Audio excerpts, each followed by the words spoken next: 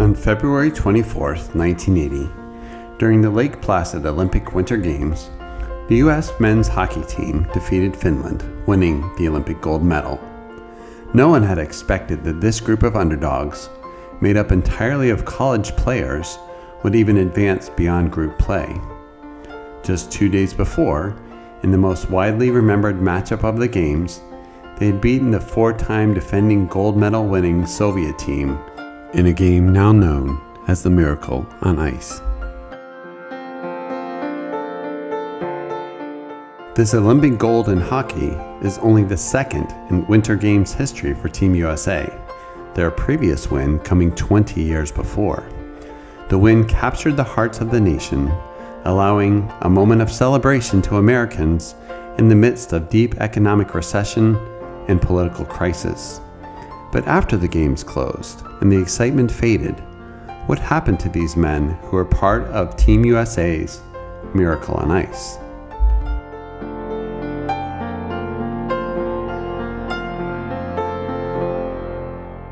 Coach Herb Brooks, who was actually part of the 1960 U.S. men's Olympic hockey team, the only other U.S. team to win gold, moved to Switzerland to coach for HC Davos.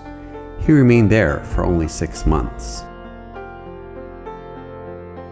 Returning to the United States, he coached for several NHL teams, as well as Team France in 1998 and the U.S. national team in 2002, where his team once again defeated the Russians. Brooks was inducted into the U.S. Hockey Hall of Fame in 1990 and the International Hockey Hall of Fame in 1999. Brooks served as a consultant in 2003 when Disney began to work on a film called Miracle about the 1980 Olympic team. Sadly, he never got to see the release, dying in a car accident in August of that year. The Lake Placid Arena, where the United States won gold medal, was renamed Herb Brooks Arena in 2005.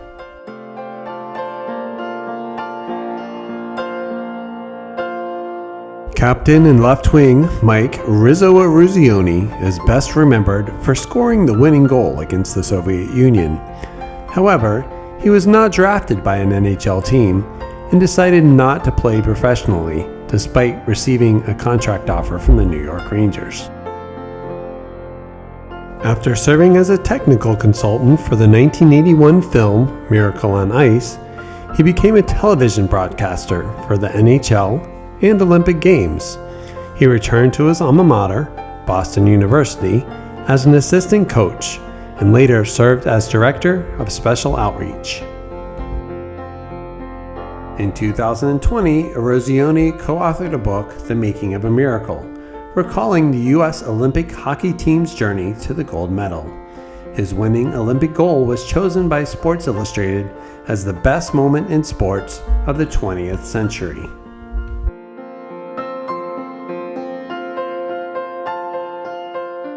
Goalkeeper Jim Craig, in the best game of his career, blocked 36 out of 39 shots in the Olympic game against the Soviet Union.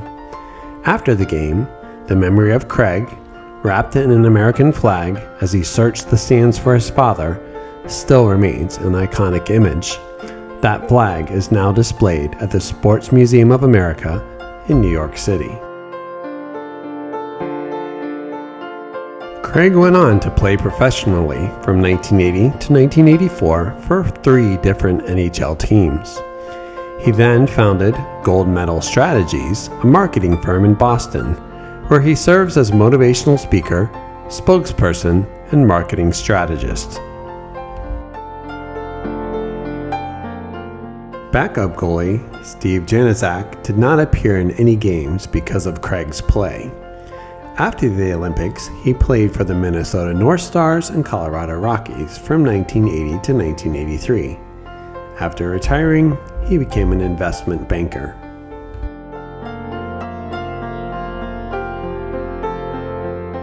Center Neil Broughton is the only former Team USA member to win an NCAA championship, an Olympic gold medal, and a Stanley Cup. He played for several different NHL teams from 1980 to 1992, and he retired again in 1999 after playing for the U.S. national team in the Ice Hockey World Championship.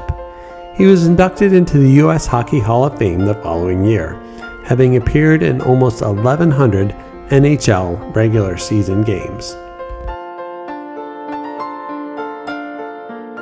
Center Mark Johnson, who scored a last-second goal in the first period of the game against the Soviets, his second of the game, went on to play for several NHL and international teams. After retiring, he coached the U.S. national women's hockey team to a silver medal in the 2010 Olympics. He then went on to coach the University of Wisconsin-Madison women's ice hockey team, winning 5 NCAA national championships. In 2001, Johnson was inducted into the Wisconsin Hockey Hall of Fame and the United States Hockey Hall of Fame in 2004. Center Mark Pavelich, who had 2 assists in the game against the Soviet Union, played 1 year in Switzerland before returning to the U.S. to play for several NHL teams. He currently holds the New York Rangers record for most points scored as a rookie and is the only American to ever score 5 goals in a single game. Sadly, Pavelich committed suicide in 2021. His death believed to be the result of the effects of repeated brain trauma from all of his years in hockey.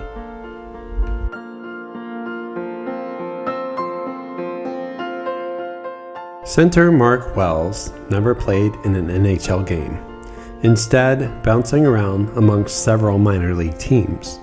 After he retired from hockey, he worked as a restaurant manager, where he suffered a fractured vertebra, discovering he had a spinal disease which required several surgeries. He was forced to sell his gold medal to help him pay his expenses.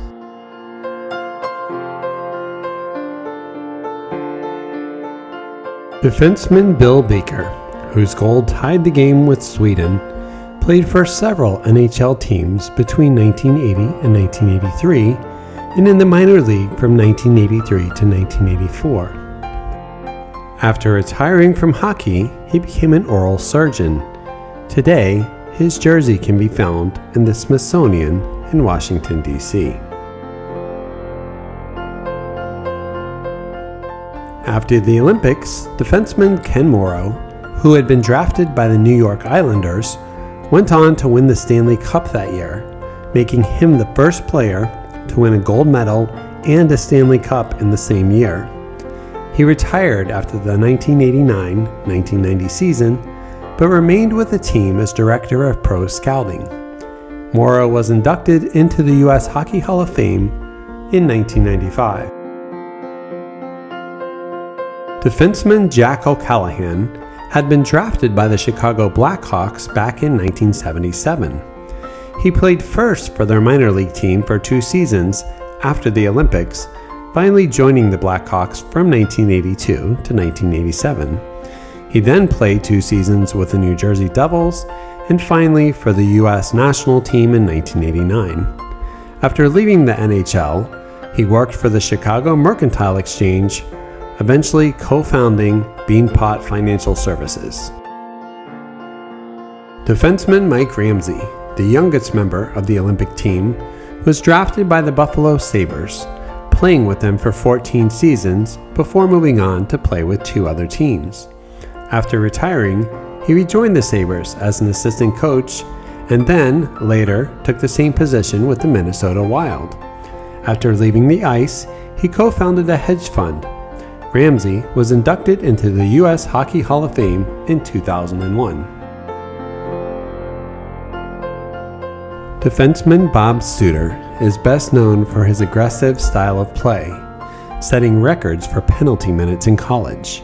He was drafted by the Los Angeles Kings in 1977, but only spent a year with their minor league team in Tulsa. After playing only in the minor leagues after the Olympics, he decided to retire. He returned to his hometown, Madison, Wisconsin, and opened a sporting goods store, coaching youth hockey. Tragically, in September 2014, at a rink in Wisconsin, Suter died from a heart attack. The rink was later renamed in his honor.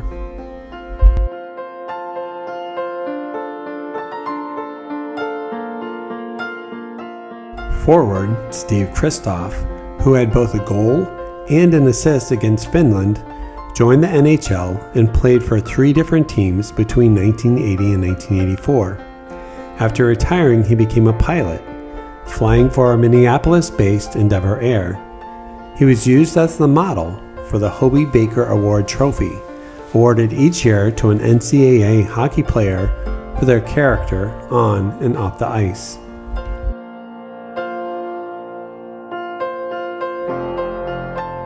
Left wing Rob McClanahan is best known for coming back from an injury in the game against Sweden to help his team play to a tie.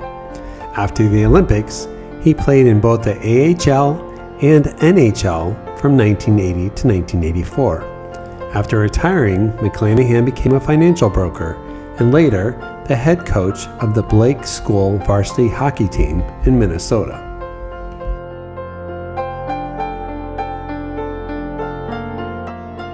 Left wing William Buzz Schneider, a part of both the 1976 and 1980 Olympic men's hockey team, went on to play in Bern, Switzerland. He retired in 1983 because of back issues. After leaving hockey, he became a sales executive for a semi-trailer company before changing careers to work in commercial real estate.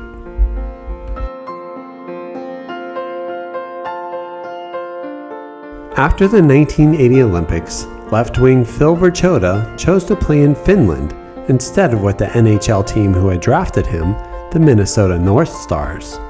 He returned, however, as team captain of the 1984 U.S. Olympic hockey team. After retirement, he went into banking in Minnesota, becoming senior vice president of First American Bank. His 1980 skates are on display at the Museum of Natural History in Washington, D.C.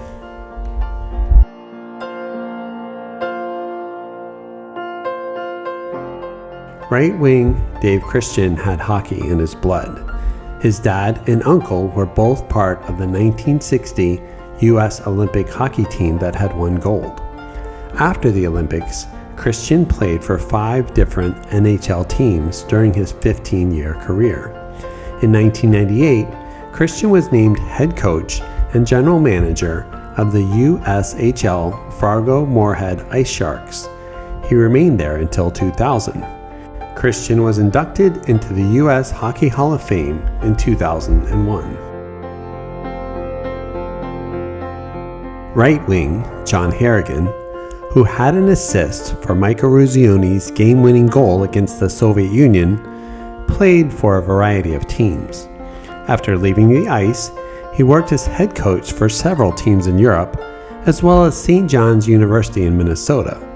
In 2015, he became the head coach of women's hockey at Minnesota State. Right wing Dave Silk was drafted by the New York Rangers and went on to play for several other teams.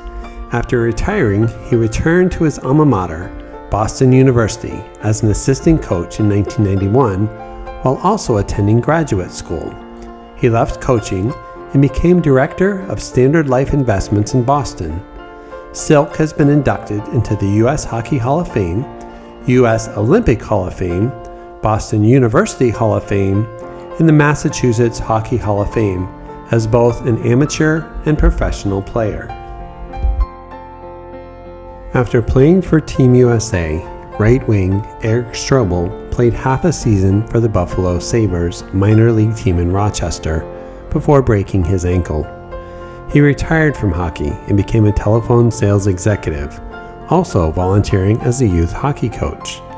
Though he suffered a minor stroke in 2006, he has since recovered. The 1980 men's hockey gold medal victory remains as probably the most iconic moment in U.S. sports, in Winter Olympic history, and maybe even in all of Olympic history. It was named the top sports moment of the 20th century by Sports Illustrated and the best international ice hockey story of the past 100 years by the International Ice Hockey Federation. I know for myself, as for many others out there, it sparked a love for the sport and a memory that still endures today. Thank you, as always, for watching this look at the men from the moment known as the Miracle on Ice. If you enjoyed this episode, please like and subscribe to our channel and keep an eye out for our next episodes, which are coming soon.